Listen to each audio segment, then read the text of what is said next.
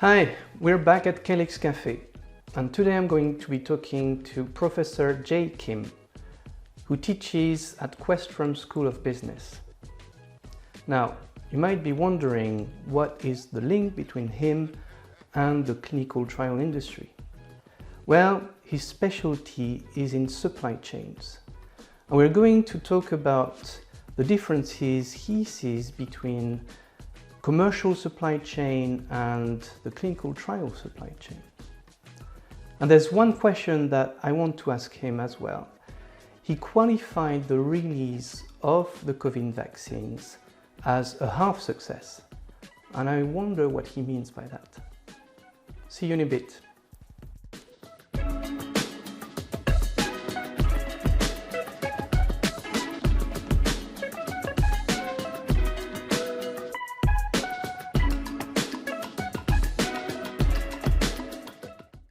Hi, so I'm sat here at the Calyx Café with Professor Kim. Hi, Professor Kim, how are you? Good morning and good afternoon. Good afternoon indeed for me, yes. So it's Calyx Café, so I have to ask you this first question. What is your favorite hot drink? My favorite hot drink is just regular good old coffee with cream, which is my daily routine. Some people suggest that I should buy, because I like it so much, I should buy more fancy espresso, but I'm using old-fashioned brewer that I bought it 20 years ago, and still it makes the beautiful coffee for me. You're a professor at a business school, but you've also recently been interested in the biotech market. How have you come where you are, and why the interest in the biotech market? Well, that's a very interesting question. One quick answer would be that's what is happening in Boston. It's the city that I lived in for the last 34 years. And my entire career as a business school professor here at Boston University, Questrom School of Business, it has been in Boston. Boston was a research city for a long time with education and science. But for the last 10 years or so, Boston is transforming dramatically to become a biotech city. I have begun to notice it when I came back from my short encounter with some other parts of the world. I came back to Boston from 2 years of work in Washington, D.C., and I realized that my view changed from my office completely. The city line, skyline changed, and all the buildings had all these chimneys on the roof, which was really new.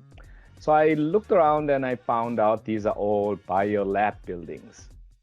Indeed, the Boston biotech community has been growing rather traditional speed for a long time.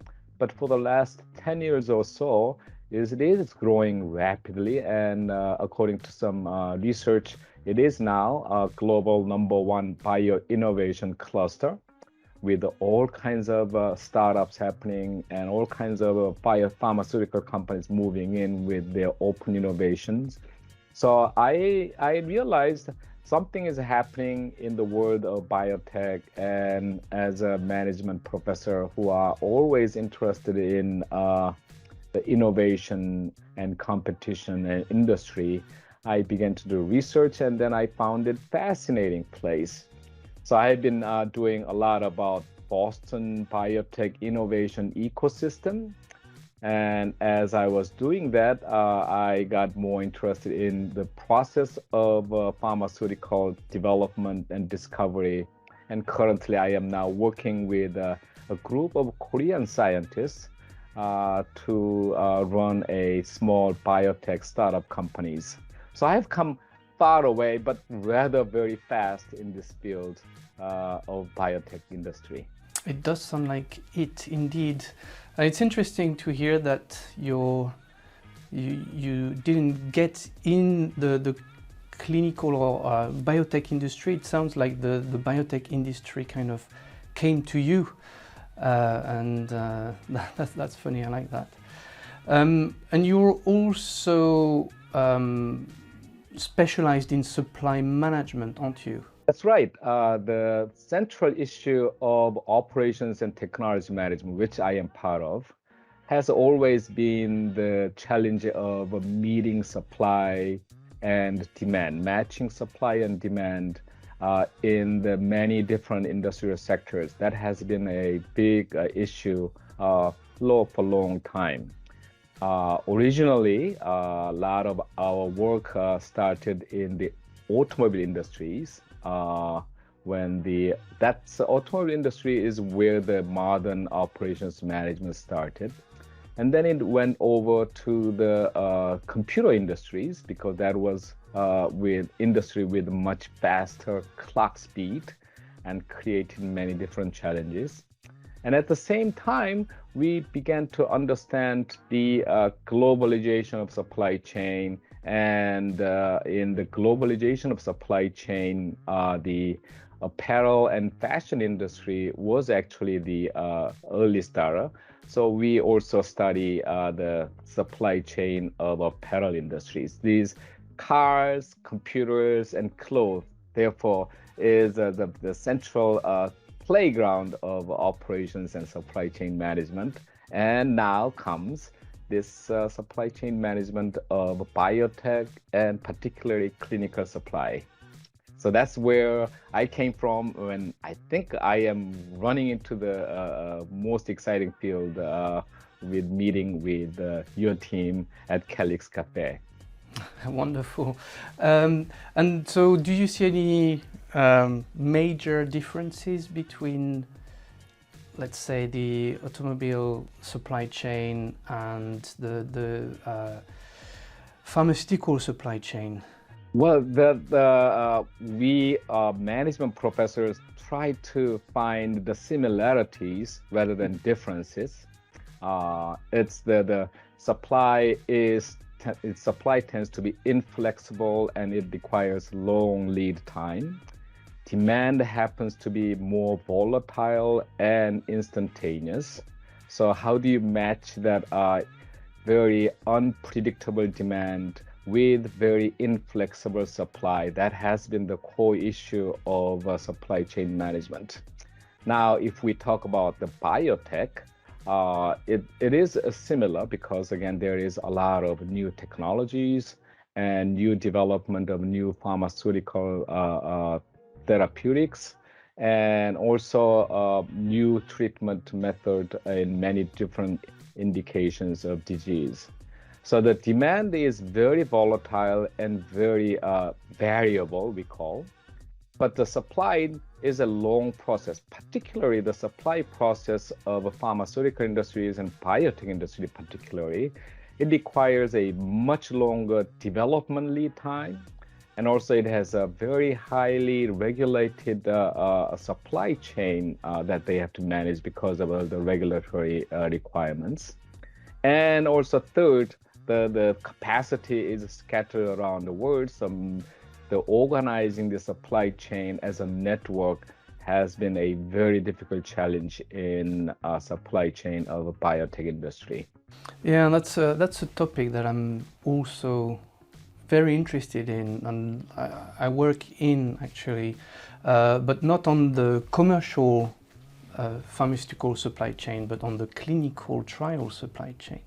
And I was talking to a sponsor just last week who shared with me that they have to forecast 24 months in advance because of the lead time you just mentioned to manufacture the medicine, which I guess in a commercial setting could be something that you build into your plans, but when you're in the clinical trial setting, you don't know in 2 years' time if you will still be running a trial, because you don't know yet if your drug or your current trial is going to be successful. So it's fascinating actually to hear that and how they plan their manufacturing and their distribution. That's right. This long lead time of production has been the issue for not only biotech, but cars, computers, and clothes. They all suffer from this challenge. If you talk about automobile, the actual development lead time it used to be like 7 years when you are designing a new car, new models, although it is still using the same internal combustion engines like old technology. It used to be like 7 years. So when you begin the development project of new car models, you have to think about what would be the fashion and what would be the characteristics of demand 7 years down the road. So that's automobile industry has this long development lead time, just like pharmaceutical industry as well. Even fashion industry, even though we believe that it's available every time, everywhere, actually, if you are thinking about developing and introducing a new fashion, whether it is ski parker or any new yoga pants, you still have to go through a long development lead time, sometimes 12 to 18 months. How do you predict the fashion next year or 2 years down the road of ski parkas or yoga pants when you are designing your new materials and new styles and new buttons and new zippers? So this long lead time, although pharmaceutical industries tend to believe that it's a very unique problem of their own industry, it is in every industry, cars, computers, and clothes. As I say, they all have same issues. Of course, industries learn a lot to overcome those difficulties. So there are many innovative business models, many innovative value chain strategies, and many innovative producers who come in to take advantage of these challenges. And yeah, it's funny to hear, like you mentioned that, because you don't necessarily think about how long it's taken to like come up with a certain pattern on a shirt, for example. For me, I'm fine because I always buy clothes that were in fashion probably 5 years ago, so I'm out of the loop completely. So I wanted to talk about something with you, something that I find very interesting when I compare a commercial supply chain and a clinical supply chain. You said earlier that the demand can be volatile and you don't know what it's going to be on the commercial side. But on the clinical supply chain, once your patients have all been recruited, we know exactly when they're going to come, exactly for what treatment, and exactly where they're going to get this treatment from. So in terms of predictability, it helps us actually forecast and ship to each clinic exactly what they need for their patients. What's your take on this? Do you think it's a solution, or does it bring challenges as well? So that's a very good point that you raised. The difference between clinical supply chain and other supply chain is this ability to forecast the demand, the quantity, time, and place in all over the world, I guess, at global clinical trial. So if you have that knowledge, that information about the future demand, and also I believe that each patient will have a period of the clinical trials. So once you have a patient group defined, then all these becomes like a detailed planning and scheduling. So it's a matter of how to organize the shipment and logistics of all these products that you have built and send it to the right place, right quantity at the right time. So that's a very different supply chain management compared to supply chain management of any retail business. Retail business, there are a lot of variability of consumptions at each node. Therefore, the retail supply chain has to be very reactive instead of a lot of planning and scheduling. In comparison, as I said, the supply chain management for clinical trial supply is more of scheduling and organizing the activities that should be conducted in a most efficient fashion. Yes, that's something I myself actually, I'm very interested in looking into how we can optimize it even further. One element that is tricky in the clinical trials industry is that we don't know when patients are going to come for their first visit. But yet we need to supply a certain amount of clinics with medication before they start enrolling. And this aspect leads to wasting medication.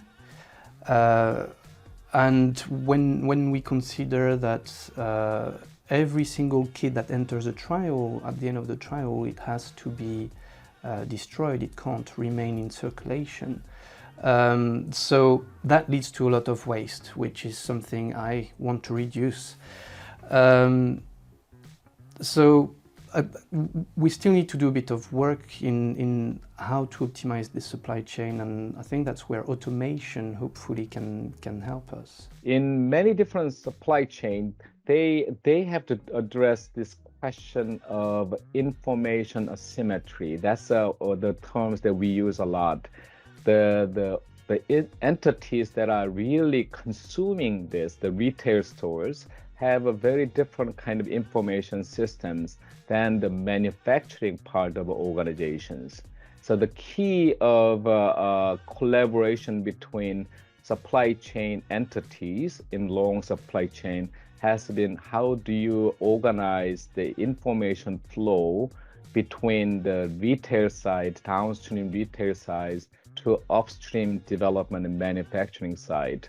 So if you're talking about automation, I think the most important automation has been the information system automation, the digital technologies.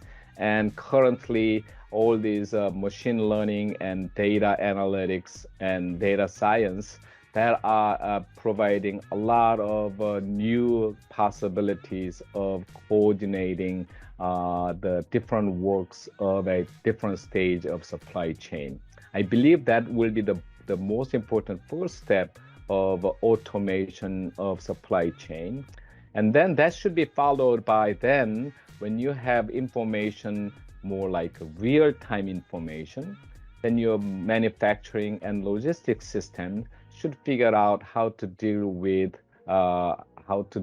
your current challenge with now more elaborate information input. And that's how computer companies like Dell's or the fashion companies like Zara, they have learned how to utilize real-time retail data, real-time consumer data to figure out how to organize their production system. So that's how the current, I think the supply chain automation, the current best practice can be called. Yeah, and that's something that, in my opinion, we need to increase the fluidity of the clinical supply chain if we want to end up reducing waste at the end of the day. So I'd like to change topics slightly now, because when we met earlier, you said, or you mentioned that In your teaching, you qualified the release of the COVID vaccine as a half success. So and I'm sure our audience would love to hear you explain what you mean by that. That's a very interesting point that you raised. Yes, I was developing a new case study that I wanted to introduce to the Boston University's new online program. When I was doing that about a year ago, I was actually in Korea last June of 2021. The Korea, even though the Korean economy was one of the 10 largest economies in the world and one of the most technologically advanced countries, Korea didn't get any vaccine until July of 2021. So when I read all these newspapers, articles, and BBC report on these the massive vaccinations in Europe and US, particularly then we realized the most innovative vaccines by Pfizer and Moderna, but Korea was far away from it. And Korea was not the only country. Japan had difficulty of getting those, and many countries in Asia, even though they're advanced economies, had that problem. If you think that Korea had a problem of getting vaccine, think about all the other developing countries and underdeveloped nations of the globe. So that began my questioning of, if vaccine was developed in a record speed, why is it that vaccine manufacturing cannot catch up with vaccine demand? So rapid ramp up of production of innovative products, the global supply chain took care of it. I will use the industry like iPhones and other mobile phones. We didn't hear a lot about mobile phone supply shortage in the global market, as much as we heard so much about shortage of most innovative vaccine. So that led me this comparative studies of vaccine supply chains and mobile phone supply chains.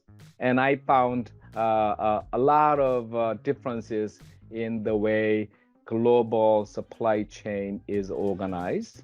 And that's where my teaching led me to.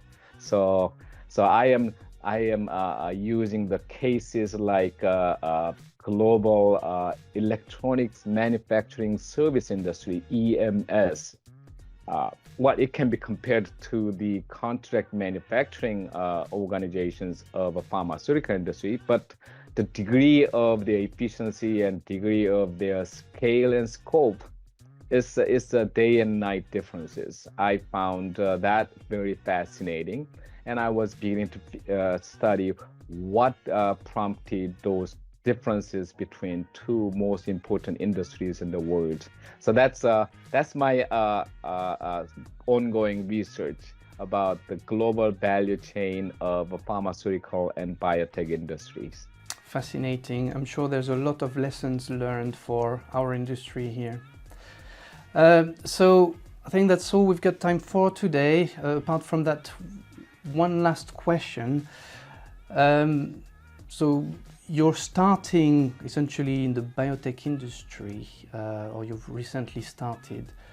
What gets you excited about the future of clinical trials when you look ahead 5 or 10 years, for example? Actually, I am beginning to realize there are a lot of innovations in all aspects of clinical supply chain. There are now new manufacturing innovations, adaptive manufacturing or continuous manufacturing, that will definitely reduce the lead time of actually producing these drug substance and drug products. Second, there is now a lot of interest in information technology across the supply chain of pharmaceutical and biotech industries. That will definitely come handy into this early stage clinical supply chain. And most importantly, now there are a lot of business researchers and data scientists now interested in solving this challenge of biotech industry overall, and particularly clinical supply chain. So this technology and innovation and business research probably will help the clinical supply chain and all aspects of biotech management in the next decade or so. So I'm so thrilled about it, and I am really highly motivated to do all kinds of interesting studies about this, including learning from your continuing work at Calyx Café. Oh, thank you very much. And it's good to know, to hear from you that there's a lot of innovation in the manufacturing, in the clinical supply. So a lot to look forward to. Well, I've thoroughly enjoyed our discussion today. Thank you so much for stopping by Calyx Café. And to everyone watching us, thanks a lot again for joining us today, and we'll see you soon for another episode. Thank you, Professor Kim. Thank you very much for having me.